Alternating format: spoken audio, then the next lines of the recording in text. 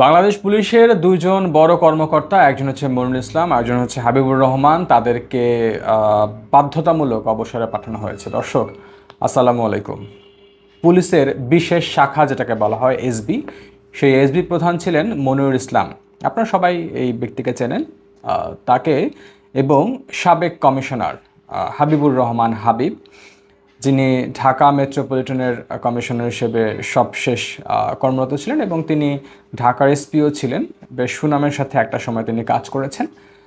তো সে এসপি থাকা অবস্থায় ঢাকায় বেশ ভালো ভালো কাজ তিনি করেছিলেন। এরপরই আসলে সরকারি যে ব্যবহার তাকে করা হয়, এবং সে সেটাতে, তার বাড়িও যেহেতু ফরিদপুর বা গোপালগঞ্জ এদিকে, সে অনুযায়ী তিনি আসলে সরকার বা আওয়ামী লীগকে ভালো সাপোর্ট দিয়েছিলেন।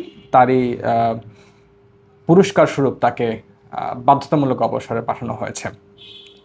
আজকে স্বরাষ্ট্র মন্ত্রণালয়ের পুলিশ অধিশাখা 1 থেকে জারি করা আলাদা প্রজ্ঞাপনে তাদের অবসর দেওয়ার কথা জানানো হয়।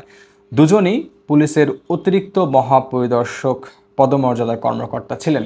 যেটা আপনাদের বলেছিলাম যে আইজিপির ঠিক পরের পোস্টেই ছিলেন দুজন, এবং গুঞ্জন ছিল যদি টিকে যেত এই সরকার বা আওয়ামী লীগ, তাহলে হয়তো হাবিবুর রহমান বা মনিরুল ইসলাম ছিলেন নেক্সট আইজিপি। এরকম কথাও কিন্তু আমাদের সাংবাদিক মহল বা জনগণ বা রাজনৈতিক মহলে কিন্তু প্রচারণা ছিল একটা, যে এরা যদি টিকে যেত তাহলে এরকম হতো। তো 2018 সালের 57 নম্বর আইন 45 ধারার বিধান অনুযায়ী জনস্বার্থে সরকারি চাকরি থেকে মনিরুল ইসলাম ও হাবিবুর রহমানকে অবসর দেওয়া হলো, এরকমই প্রজ্ঞাপনে লেখা ছিল। এবং ঠিক এই লেখাগুলো আপনারা দেখেছেন যে তার অধীনস্থ কর্মকর্তারা যখন চাকরি খুইয়েছেন, যেমন কিছুদিন আগেই জিসান নামের এক অতিরিক্ত পুলিশ সুপার, তিনি চাকরি হারিয়েছেন। কেন হারিয়েছেন? কারণটা ছিল হচ্ছে তিনি সাবেক যে ডিএমপি কমিশনার ছিল আসাদুজ্জামান মিয়া, তার যে কিছু ডকুমেন্টস তিনি লিক করেছেন, এরকমটা আসলে দাবি করা হয়েছিল।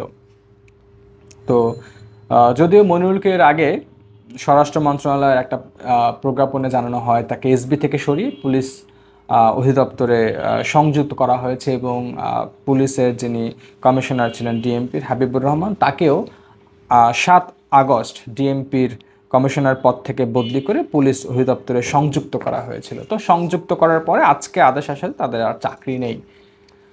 তো আপনারা সবাই এই দুই ব্যক্তিকে চেনেন, না চেনার কোনো কারণ নেই। কারণ মনিরুল ইসলাম তিনি সিটিটিসি, যেটাকে কাউন্টার টেররিজম ইউনিট বলা হয়, এবং তিনি একটা সময় কিন্তু ডিবি প্রধান ছিলেন।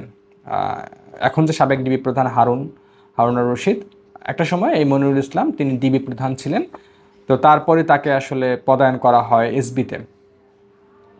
যাই হোক, তো এটা হয়তো অনেকের কাছেই সুসংবাদ মনে হবে, কারণ এই পুলিশ কর্মকর্তারা কিন্তু একটা সময় আওয়ামী লীগকে অনেক সহযোগিতা করেছেন। তাদের বক্তব্য বা ভাষণগুলো ছিল একেবারেই আওয়ামী লীগ নেতাদের মতো আর কি। এটা আপনারা আরও অনেক এসপি আছেন বিভিন্ন জেলার, তাদের সাথে তাদের বক্তব্য শুনলেও বুঝবেন। হয়তো আস্তে আস্তে সবাইকে ধরা হবে বা এরকম চাকরিচ্যুত করা হবে, এটা জনস্বার্থেই করা হবে, কারণ জনগণে হয়তো চাইছেন না তাদেরকে, আর যার কারণে বর্তমান যে অন্তর্বর্তীকালীন সরকার তারা এই পদক্ষেপটা আসলে নিচ্ছে। পরবর্তী ভিডিও দেখার জন্য আমন্ত্রণ রইল। ভালো থাকবেন সবাই। আল্লাহ হাফেজ।